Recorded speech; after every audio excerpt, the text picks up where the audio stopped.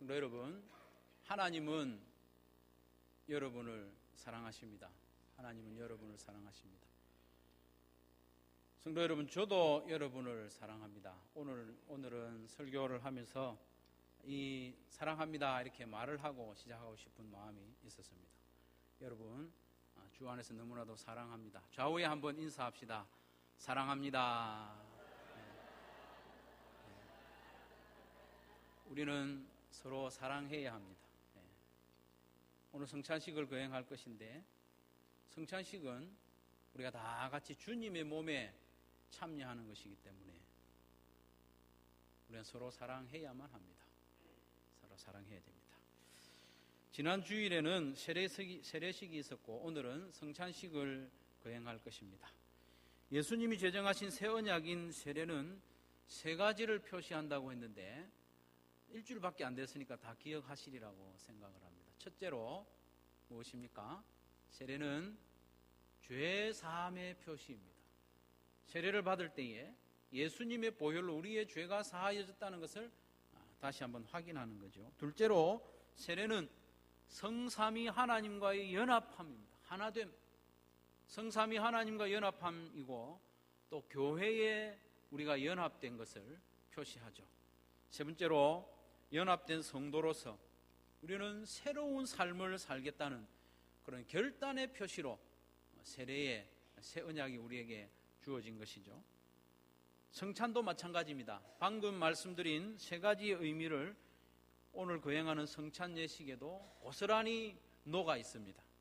우리는 이 성찬을 받을 때에 예수님의 보혈로 나의 모든 죄가 씻겨졌음을 확인하고, 우리가 주님의 이 몸에 참여하는 이 떡을 받을 때에 우리가 주님께 연합되고 주님의 몸인 교회에 연합된 것을 확인하게 됩니다. 또한 우리는 연합된 우리가 성도답게 하나님의 자녀답게 살아가리라, 그런 결단으로 주님의 몸과 주님의 피에 참여하는 것이죠.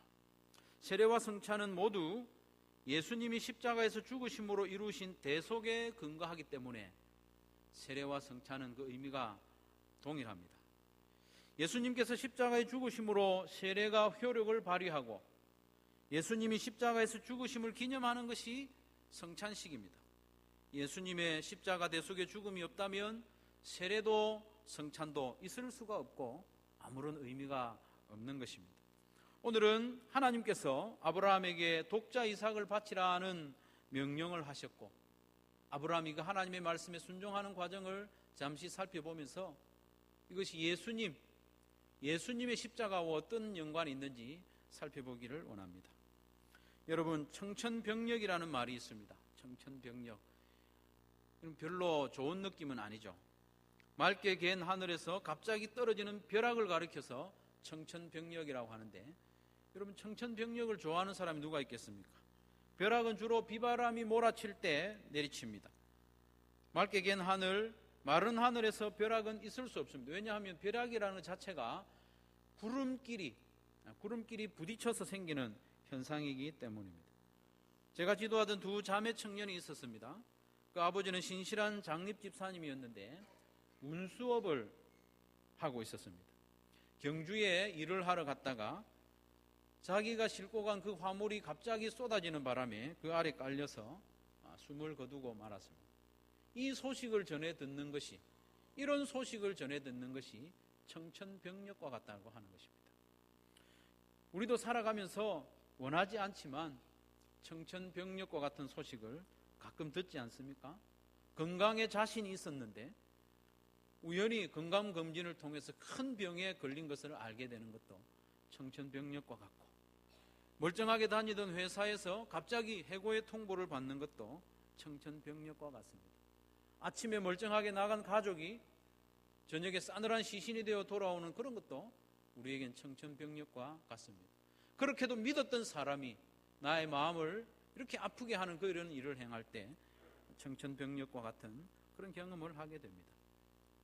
창세기 22장은 아브라함에게 말 그대로 청천벽력과 같은 말씀입니다.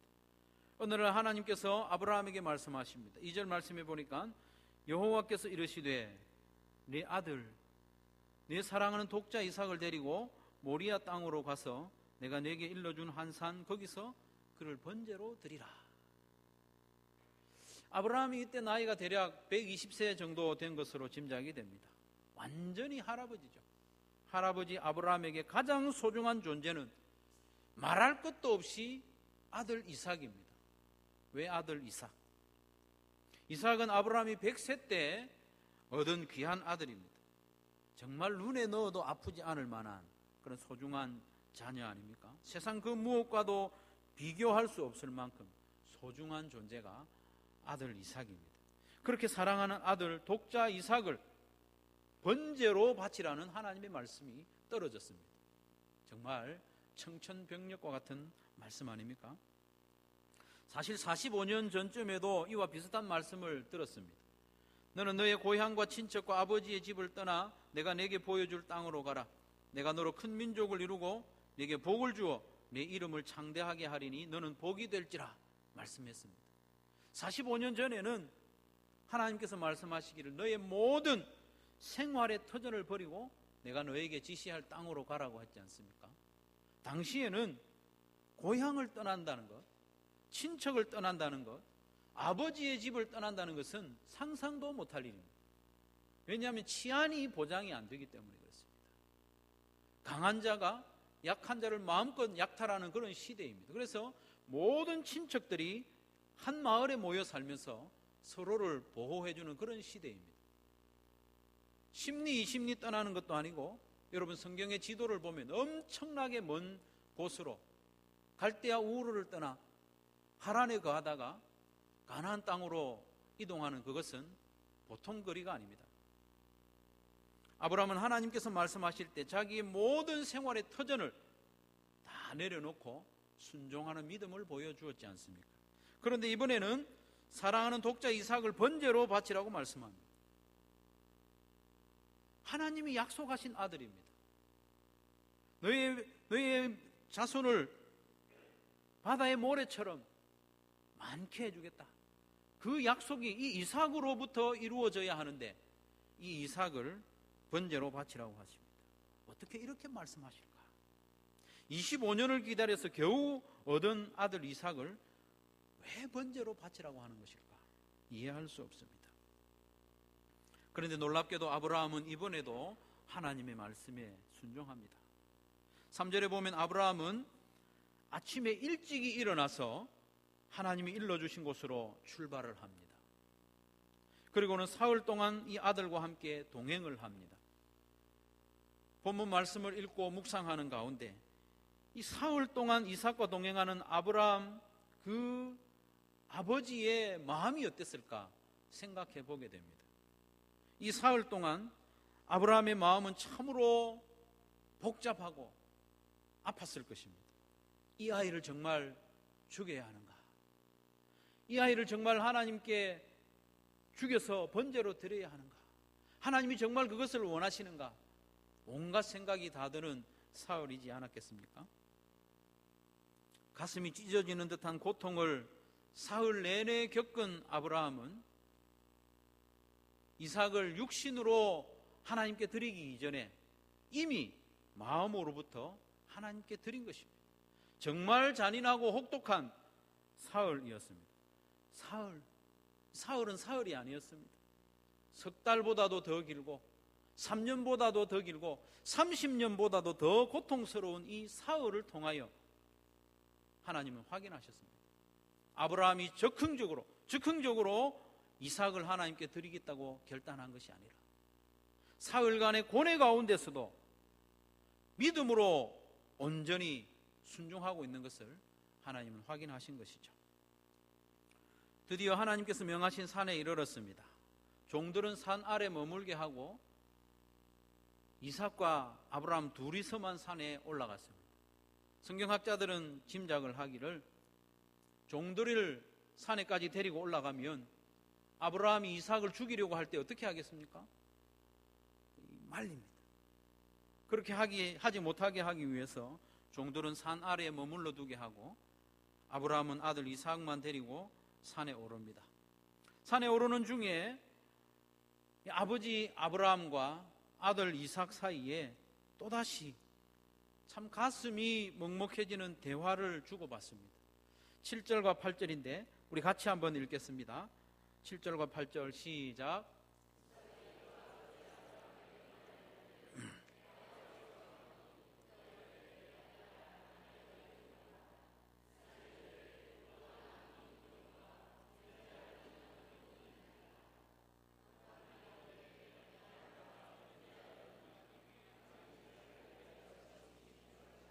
아멘. 이삭은 곧 죽어야 될 운명에 있습니다. 이제 곧 죽어야만 하는 자기의 처지를 전혀 알아차리지 못한 채 평소처럼 해맑은 얼굴로 아버지 아브라함에게 묻습니다. 아버지, 불과 나무는 있는데 번제할 어린 양은 어디 있습니까? 불과 나무는 있는데 번제할 어린 양은 어디 있습니까? 이 말을 듣는 아버지 아브라함의 마음이 어떠했겠습니까? 가슴이 무너지는 것이죠. 그러나 아브라함은 끝까지 믿음을 잃지 않고 대답합니다. 내 아들아, 내 사랑하는 아들아, 내 아들아, 이렇게 부르는 것이 어쩌면 지금이 마지막일 수 있습니다. 내 아들아. 번제할 어린 양은 하나님이 자기를 위하여 친히 준비하시리라. 그리고는 얼마 후 하나님이 일러주신 장소에 결국 도착을 합니다. 아브라함은 묵묵히 제단을 쌓습니다. 흩어진 돌들을 모아서 쌓았겠죠. 그리고 그 위에 이삭이 지고 온 나무를 버려놓습니다. 그리고는 그 아들 이삭을 줄로 꽁꽁 묶었습니다. 이 아들을 제단 나무 위에 놓았습니다. 그리고 가지고 온 칼을 손을 내밀어 쥐었습니다. 쥐고 아마 두 손을 높이 들고 하늘을 향하여 치켜들지 않았겠습니까? 이제 치켜든 그 칼만 내리치면 사랑하는 아들 이삭은 죽게 되어 있습니다. 그런데 놀랍게도 그 순간에 아브라함의 칼보다도 천사의 음성이 먼저 하늘에서부터 임했습니다. 아브라함아, 아브라함아, 급하게 부르는 것이죠. 12절 말씀해 보니까 사자가 이르시되 그 아이에게 내 손을 대지 말라. 그에게 아무 일도 하지 말라. 내가 내 아들 내 독자까지도 내게 아끼지 아니하였으니 내가 이제야 내가 하나님을 경외하는 줄 아노라. 하나님께서는 아브라함이 얼마나 하나님을 경외하며 온전히 신뢰하고 있는지 드러내고 싶었던 것입니다. 아브라함은 100세에 얻은 독자라도 하나님께 바칠 만큼 하나님을 경외하고 있었고 하나님을 사랑하고 있었던 것입니다. 그러면 하나님께서는 그것을 아실 텐데 왜 아브라함으로 하여금 이렇게 잔혹한 시험을 통과하게 하셨을까? 도대체 하나님의 깊은 뜻은 어디에 있었던 것일까? 그 하나님의 뜻은 하나님이 친히 준비하신 어린 양에 나타나고 있습니다. 하나님의 외아들 예수님을 우리에게 주시겠다는 그 확실한 약속으로 아브라함에게 이 시험을 허락해 주신 것이죠. 하나님께서는 이삭을 대신할 순양을 이미 준비해 두셨습니다. 13절 말씀에 보면 아브라함이 눈을 들어 살펴본 즉 한 순양이 뒤에 있는데 뿔이 수풀에 걸려 있는지라. 아브라함이 가서 그 순양을 가져다가 아들을 대신하여 번제로 드렸다고 했습니다. 성도 여러분, 하나님이 준비하신 이 어린 양은 바로 우리 구주 예수님이심을 믿으시기를 바랍니다. 우리 하나님이 준비하신 어린 양은 바로 예수님입니다. 우리 하나님은 아담과 하와에게 저주하는 그때부터 어린 양을 준비하셨습니다. 세례요한이 예수님을 가리켜 이렇게 소개했습니다. 보라, 세상 죄를 지고 가는 하나님의 어린 양이로다. 보라, 세상 죄를 지고 가는 하나님의 어린 양이로다. 우리 하나님께서는 이미 어린 양 예수님을 준비해 두셨습니다. 그리고 그 긴 구약 역사 동안에 예수님을 소개하고 예수님을 약속하는 그 연속이 바로 구약의 역사입니다. 짐승을 잡아서 제사를 드리게 하는 그 모습을 통하여 예수님을 약속하셨고, 모든 구약의 약속이 예수님께로 집중되고 있지 않습니까? 아브라함이 독자 이삭을 번제로 바치는 과정을 통해서 독자 예수님을 십자가에 내어주시는 하나님 아버지의 마음을 우리에게 미리 보여주시는 것입니다. 아브라함의 마음이 아픈 것보다 우리 하나님 아버지의 마음이 더 아팠음을 우리 하나님은 우리에게 보여주시는 것이죠. 이삭은 아브라함에게 전부였습니다. 아브라함의 생명보다 소중한 것이 이삭이었습니다. 마찬가지로 예수님은 하나님의 전부입니다. 하나님께 예수님보다 더 소중한 것은 없습니다. 하나님 아버지께서는 우리를 사랑하시되 그 사랑하시는 외아들 예수님을 십자가에 내어주시기까지 사랑하셨음을 이 아브라함의 번제를 통하여 우리에게 다시 보여주시는 것이죠. 아버지 아브라함이 직접 칼로 아들을 내리치려 했던 것처럼 예수님을 십자가에 죽인 것은 우리 하나님 아버지이십니다. 예수님을 십자가에 죽인 것은 총독 빌라도가 아닙니다. 예수님을 십자가에 죽인 것은 대제사장과 그를 따르는 무리도 아닙니다. 예수님을 십자가에 죽인 것은 우리 하나님 아버지이십니다.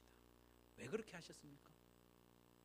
바로 저와 여러분을 살리기 위해서, 죄와 허물로 죽었던 우리를 살리기 위해서 사랑하는 독자 예수님을 십자가에 내어주신 것입니다. 하나님께서 예수님을 십자가에 매달아 그 몸이 찢어지고 피와 물이 다 흘러내리도록 하신 것은 저와 여러분의 모든 죄를 씻어주시고 이미 죽은 우리에게 새 생명을 주시기 위함임을 여러분 믿으시기를 바랍니다. 하나님이 준비하신 어린 양, 그 예수님이 이 땅에 오셔서 십자가를 앞두고 제자들에게 말씀하셨습니다. 또 떡을 가져 감사 기도하시고 떼어 그들에게 주시며 이르시되 이것은 너희를 위하여 주는 내 몸이라. 너희가 이를 행하여 나를 기념하라 하시고 저녁 먹은 후에 잔도 그와 같이 하여 이르시되 이 잔은 내 피로 세우는 새 언약이니 곧 너희를 위하여 붓는 것이라. 그렇습니다. 십자가에 달린 예수님의 몸이 찢어지고 그 사이로 쏟아져 내린 그 피는 우리의 죄를 씻고 우리에게 생명을 주기 위함입니다. 찢어진 그 몸 사이로 우리를 받아들이시고 우리와 연합하기 위하여 그렇게 하셨습니다.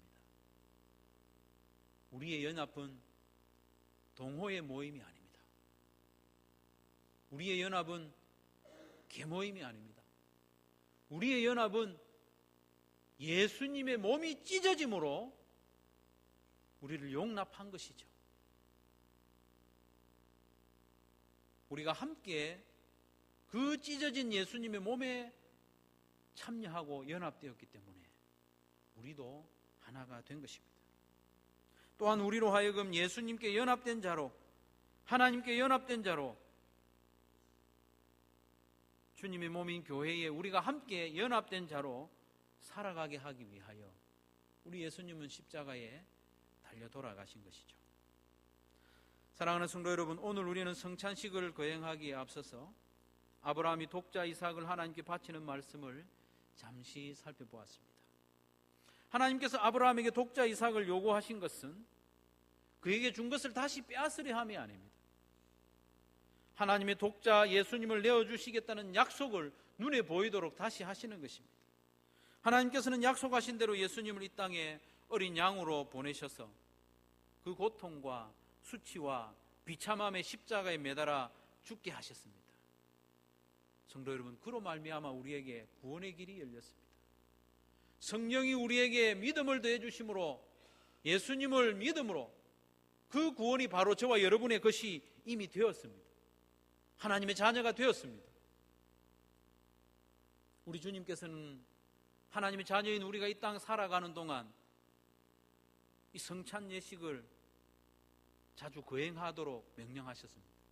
성찬 예식을 거행하면서 예수님의 죽음과 부활을 기념하도록 하셨습니다. 예수님의 십자가로 말미암아 우리에게 주어진 것이 무엇인지 다시 한번 확인하고 그에 합당한 삶을 살도록 우리를 독려하시는 것이죠.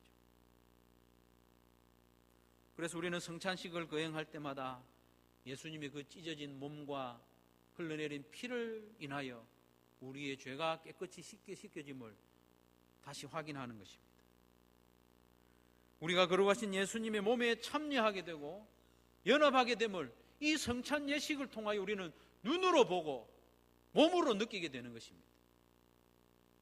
또한 우리는 예수님의 몸을 받고 예수님의 피를 받으면서 내가 예수님의 거룩한 몸에 연합하게 되었으니 내 살아가는 삶 또한 거룩하게 하리라 결단하면서 우리는 이 떡과 이 잔을 받게 되는 것입니다.